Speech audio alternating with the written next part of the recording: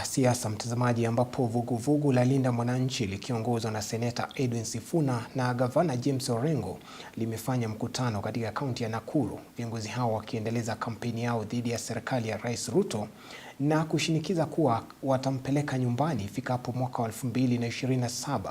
Viongozi hao wamemsuta Ruto kwa kuangusha sekta mbalimbali nchini na kutumia wahuni kuvuruga mikutano ya kisiasa.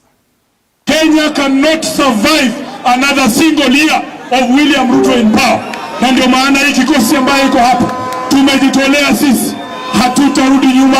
Nataka kujua, wanatuambia mnatuchocha nyinyi, wanasema mnatudanganya, wakati ya kura mtatoroka.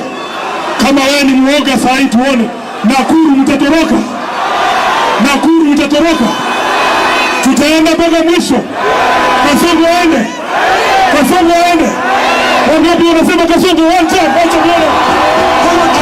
Ile inaitwa 9-point agenda.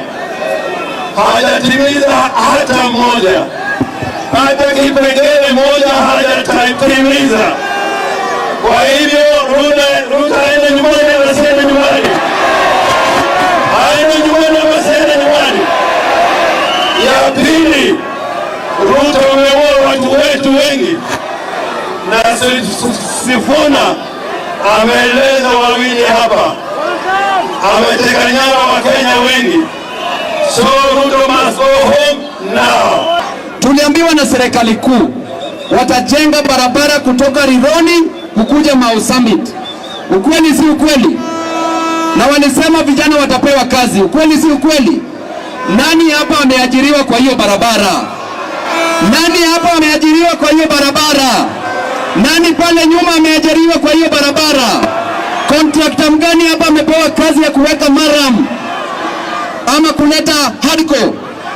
Hiyo barabara watu wa China ndio wanajenga, wametoa prisoners kutoka China ndio wajenge barabara Kenya.